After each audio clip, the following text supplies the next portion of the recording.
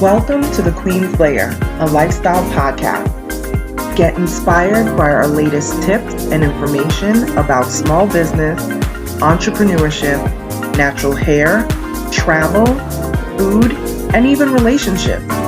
Stay tuned for another great episode. I am your host, Renee Patrice.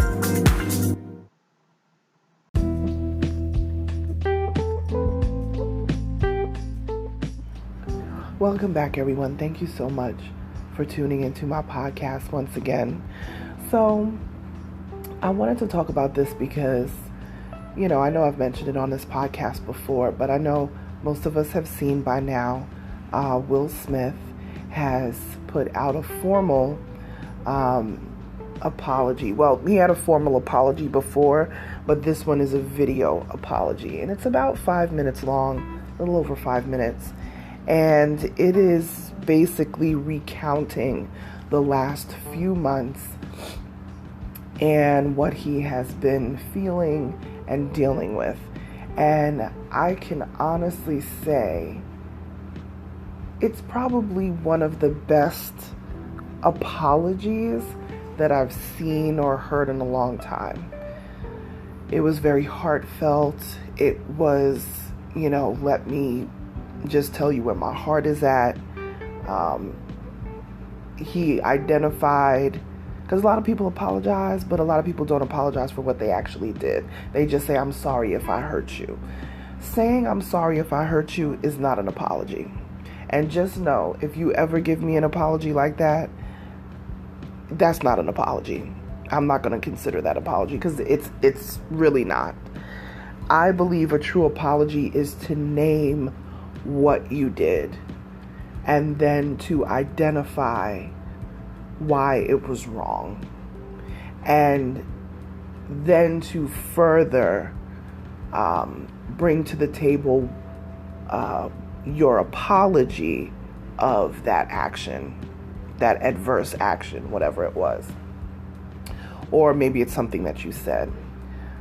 One of the things that really hit me with what he said is that he said disappointing people is his central trauma. I believe that's how he worded it. And I gotta tell you, that hit me so hard, because when you think about the pressure that comes with just being human every day, having to get up and show up, even just for yourself, your job, your significant other, your children, and all the other responsibilities that we have just in life is tough, right? Then you throw in family situations, difficult family dynamics, even substance abuse, all of these different things and struggles. And, people carry a lot of demons, Then on top of that, being a public figure, a celebrity, somebody who is recognizable out in the public, that further compounds the situation. And I don't believe in making any of our leaders, so-called leaders, or, public figures and things like that. They did not ask to be role models. They did not ask to, be in the position that they're in. That is their job. And I think that's another thing too. Let me just backtrack for a second on this. Being in the media business, for all these years that I've had to realize that folks that do what they do, whether you see them on television every night because they're an anchor on the news, or they're a singer that you see, who's putting out music, or an actor or whatever, that is their job. It's just because their job is more high profile, right? You may go to your job every day, you don't have a camera following you at your job, but they do, but that's their job.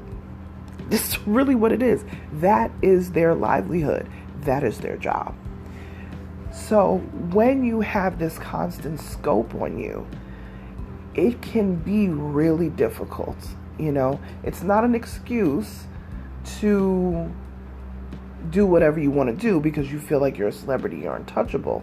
There is a sense of responsibility there, but nobody who's famous asked to, be in that position. You know what I mean? They had the talent, they went after the talent, and because of their talent, we, the people, the supporters, fans, whatever you want to call it, we are the ones who made them famous.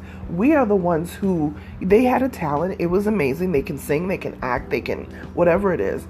We made them famous by buying their music. We made them famous by going to see their movies. We made them famous. So really, we chose their fame. Now they have to decide if they want it or not. You know what I'm saying? But we literally chose it for them. And I don't think a lot of people really think about that. You don't just get up and say, I'm going to be famous. What are you going to be famous for?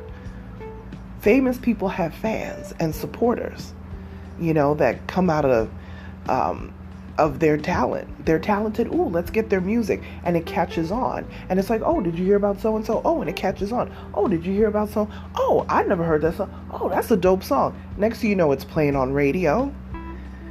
It's playing on podcasts. It's, spinning on all the different, platforms, music platforms and things like that. That's how people become famous or known, public figure, or however you want to word it. So we literally put these people on a pedestal to think that they can't make mistakes, to think that they can't, do wrong things or whatever. I would say this, and just being a practical individual, I would say as human beings, we should strive to do the right thing. But sometimes we fail. Sometimes we fail, Sometimes we don't act the way that people thought that we should act. Sometimes we may have cussed when we didn't want to, or we felt the pressure of whatever.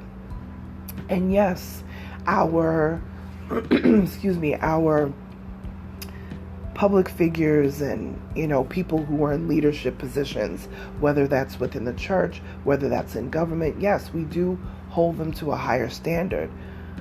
And it's true, they should strive to do the right thing. But one thing about that is you got to give them grace too, because they're human. Now, there's a difference between continuously making the same mistakes, because at that point it's not a mistake, you're making decisions, right? But if you have made a mistake, identify it, nip it in the bud, address it, and keep moving. And this, I think, is exactly what Will has done. He has really, honed in on identifying. He realizes the damage that has been done. He apologized to Chris Rock once again, and also his family, especially his mother and his brother. He said that him and Tony Rock, and you guys will know Tony Rock, he's also a famous comedian as well. He said, that's my guy, we have been cool and, for years. And he's like, he realizes that that is probably broken, that friendship is broken and he may never get it back. He said that he did reach out to Chris Rock initially, and, he was told by his manager or representative that he's not ready to speak, and that he said when he's ready to speak, he will definitely reach out to him. So, Will reiterated that, whenever he's ready, I'm here, so he realizes the damage that he has done. And he said he's working so hard not to be ashamed of himself. And I think really, and a lot of people have said, well, he should be ashamed. But I think really what he meant, and I can't interpret for him, but this is what I'm thinking in my mind. he's trying not to shame himself, because I think there's a difference between being ashamed of yourself. You can be ashamed of yourself for doing something wrong or misspeaking or being unkind or whatever the case may be. And there is a level of shaming yourself. That's almost like taking yourself down into a gutter and having to dig yourself out of that. So there's being ashamed of yourself, which I think is okay. You can be ashamed of something you've done and want, to restore yourself from that. But then there's the shaming. I don't feel like you should shame yourself for doing something wrong. I think you can be ashamed of what you've done and decide that this is not the road that I'm going to, stay on and do better, So I think that's kind of what he meant. I'm hoping that's what he meant by that, but that's how I interpreted it. But I thought it was a great apology. I think it was very sincere. And to be quite honest, if he's going to move into doing any projects and movies and, things coming up, that apology needed to happen. He apologized several times through his reps. He apologized himself on Instagram prior to this, back in March. But this apology, the formal sit down and explanation, and he actually answered questions. He answered, did Jada make you do this or, this? And he was like, listen, she did not make me do anything. This was on, on me and that sort of stuff. And he apologized to his family as well, because, this has brought a lot of,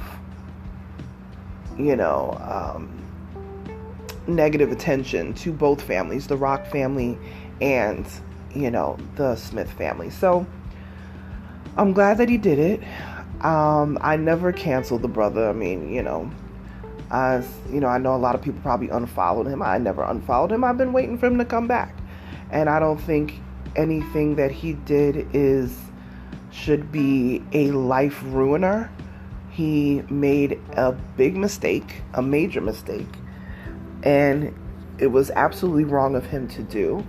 And he identified that. He even went so far as to apologize to the other nominees and winners and everything, to say that he took away from the night, and he is well aware of that and apologetic for it. So I was glad that he covered those bases, and I'm ready to see, what else he comes back with, and I think a lot of other people who may be in his shoes, that may be dealing with, this sort of reactions to things, and maybe dealing with anger and, all that sort of stuff. I'm hoping that they can learn from this, so that they don't even get themselves into a situation such as this, But yeah, guys, let me know what you think about his apology. And we can connect over on Instagram at Onyx Queen Media. Like, share, subscribe to this podcast, and I will talk to you guys tomorrow. Bye.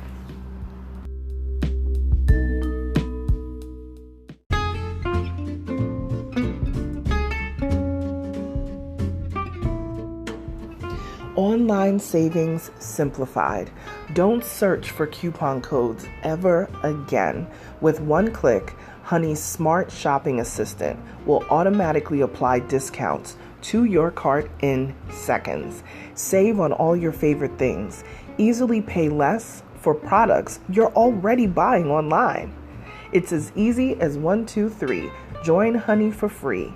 It takes 2 clicks to add Honey to your Chrome, Safari, Firefox, or Opera browser. Find savings in seconds. While you shop, Honey will find working promo codes across the entire internet, and you save instantly. With one click, Honey will apply the best deals to your cart. It's that easy. So what are you waiting for? Get Honey. Download it today. Visit our link, www.tinyurl.com/ONYXHONEY.